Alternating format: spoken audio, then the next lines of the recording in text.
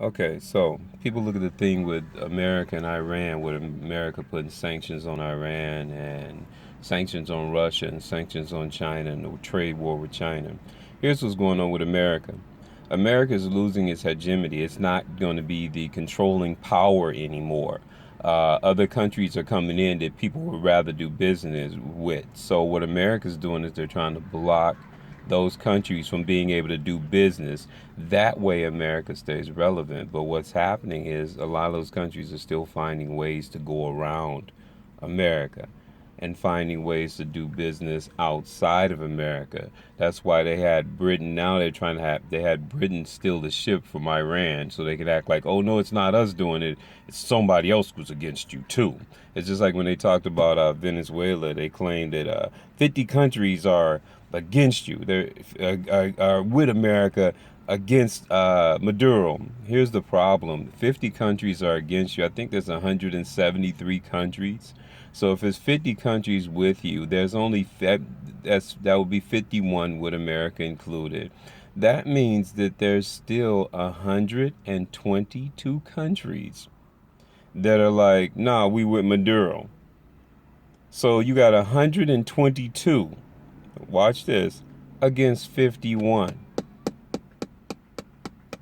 So it sounds like there are more countries in favor of Maduro being in office than not.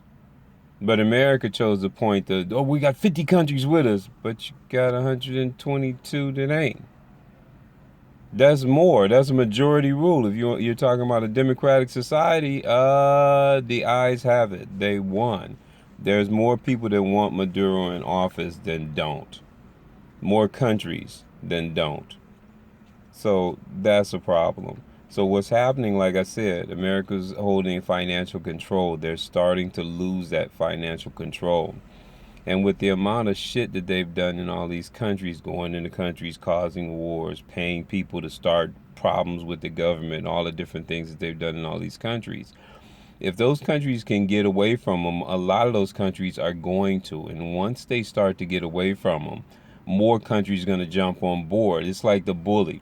Everybody's scared of the bully until somebody shows the bully up. Once somebody starts to show the bully up, everybody starts to jump ship from being scared of the bully anymore. And then because the person was a bully in the first place, those people don't want to deal with the bully anymore. So the bully basically either has to probably go around trying to start fights with everybody to create that fear again, which is what America did, was dropping the two bombs on Nagasaki and Hiroshima. That created a fear that lasted for a long time, but that's wearing off. And now they'll have to do something else like that. And they thought that doing what they did in Libya and Iraq, that worked for a little while too.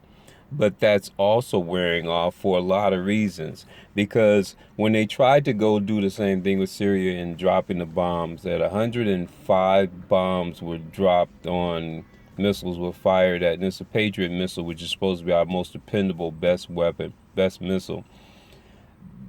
At $10 million a missile, that's like over $1 billion in missiles that they sent over there and hit absolutely damn near nothing. 77 of them were shot down by Russia's cheapest system, which is the S-200. 17 of them were duds, and the other ones didn't even hit the intended targets. It was a fear. It looked and made America look like a damn fool in the rest of the world. Now, if you wonder why they didn't go and attack Iran when they rolled up like they were going to, is because they thought the threat would be enough, but Iran said, "Nah, man, fuck y'all. We're gonna fight. Let's go and get it." And America said, "Shit, these motherfuckers is gonna fight us. Shit, we're gonna have to do some. Okay, let's fuck, cause we could actually we made a damn fool out of ourselves in Syria. With this we this could be worse. Okay, let's just do this. Let's act like we let them go. Yeah, we let y'all go. We was gonna get y'all, but we didn't see the meaningful reason for it. So then they went from that to making up lies, and then because they're scared to actually go in on Iran, right now they're trying to build up forces around Iran because they realized what they had to go in there at first wasn't going to be enough. Iran might have got at them. So they're like, okay, this is what we're going to do. Let's just, while we're keeping all these distractions, we'll build up forces around Iran. And then Probably at a later date, they're probably going to try to go at Iran. I don't think it's going to go well for them because America, if we go by what we've seen of America, Libya wasn't a great fighting force. Neither was Iraq. I'm sorry, but it's true. Neither one of those were a great fighting force. Not only that, they had people in the country to help them with toppling the country, or people in there that were paid off by America, by the CIA, to help them with toppling the country. They don't really have that in Iran, and that's the problem. They don't really have a good inside man in Iran. So fighting Rand, you're actually going to have to fight them. Whereas with Iraq, they had people on the inside who could destabilize and do things. Libya was the same thing. They had people inside that they had paid off or whatever who could do it. But Iran, you don't have that. So that's a problem. If they do, they don't have that many. And that's a problem. So if they go at Iran, they're actually going to have to fight Iran. It ain't going to be like Libya and Iraq where you had people inside to help you. You're going to be in there fighting these guys. Now, if we go by their track record, they've been fighting Al Qaeda, the Taliban, and ISIS. ISIS was the recent one. Al Qaeda was like the first one. I think no, Taliban was the first one. Then it was Al Qaeda.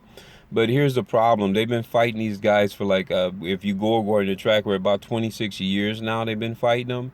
And basically, the fact that you haven't beat them means that that group has been kicking your ass. So they've been getting their asses kicked for 26 years against these groups. Now, Russia went in a couple of weekends and almost damn near wiped them the fuck out in Syria. The only reason why they're keeping it going because America keeps shipping in more people, more ISIS and Taliban fighters. Yeah, America's in on it. And that's my point I was getting to. They keep shipping in more, so they're still fighting them, but they're kicking the shit out of these groups. And this is Syria. A little country like that is kicking the shit out of them, whereas America couldn't seem to beat them for 26 years. So that says either one or two things. Either the American army ain't shit as far as being fighters, and I've said this before, or they're in on it with the other group.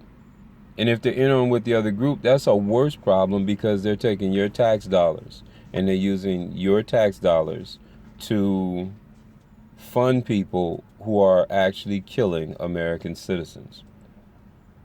That is a huge problem for the American people. But unfortunately, American people seem to be kind of weird in that this doesn't upset them. I mean, it's like, oh, yeah, that's terrible. Man, when it was on TV tonight. That's the American public. Everybody's so doped up and drugged up by fluoride. If not fluoride, everybody's smoking marijuana or all the other different drugs that's put in their food that Americans don't have where they'll be like, oh, man, we got to. And the other thing is, too, in America, we believe we have the best government in the world. Unfortunately, if you travel around the world, you'll find that that's not actually true anymore. That's also one of the reasons they had to get rid of Iraq and Iran, because they had a better system than we did. They had paid health care, paid college. They gave you money for your house when you got to a certain age. If you were going to get married or have kids, he gave you incentive money. He had beautified. In Iraq, they had done the same thing that they did in Libya. They had beautified both of these countries. They had better systems, and their money was gold-based, whereas our money is nothing. If the economy changes in a dramatic way and we have to actually pay for stuff instead of giving our paper money, which is an IOU, which there's no money. There's no real money, no gold, no oil, no nothing, no tangibles to back up our money. So we don't have anything. If we have to actually pay the money back instead of giving these pieces of paper, which we call money, which is fiat currency or an IOU, we're going to have a lot of trouble. It's going to be people that's going to be out to kill us because we don't actually have the money that we're supposed to be paying. Now, they looted Iraq and Libya, I guess, in order to try to have enough money. They looted them for gold. I don't know how that worked out for them. I haven't been able to do any research into that to find out what happened to that. I know that the conflicting reports, 9 trillion or $3 trillion was missing when Building 7 went down in the World Trade Center, which nothing even touched Building 7. It just kind of decided to fall down. Where the other dudes is falling down, I was going to fall down too. And that's basically what happened. fell down because the other two buildings fell down. Yeah, they fell down too. So I'm just gonna lay here for a minute. Just gonna lay here. Just gonna rest a little bit. But there was a lot of things that were in that building. The $9 trillion was in there. A lot of FBI and CIA secret files were in there that seemed to have miraculously disappeared because of when the buildings went down. But it would still been, if the building just crumbled like that, you still should be able to find the papers and piece them together. But according to them, these things is all gone now. But I just wanted to put my bid in on the thing. I think it's kind of odd that, like I said, Americans believe in this country so much, but I think they're a little worried about going in against Iran. And Russia already told them, man, you might want to pump your brakes on this one because you might have a little troubles with Iran. You might have a little troubles with Iran. Because I honestly, I think Iran can fight. I don't think they're going to be like the pushover countries that y'all that went in and mollywop. Like, I mean, a country that can't really fight you back. I think they can fight back.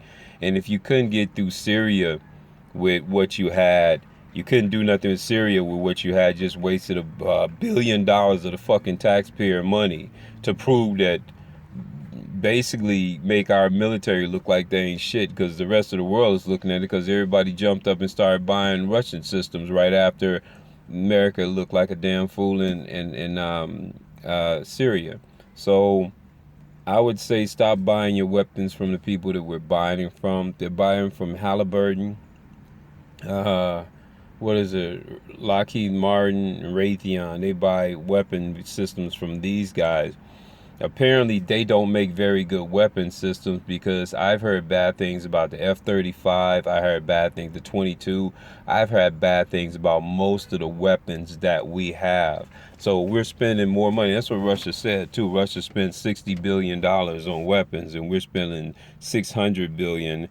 Yet they got better weapon systems. That means that the congressmen are fucking you.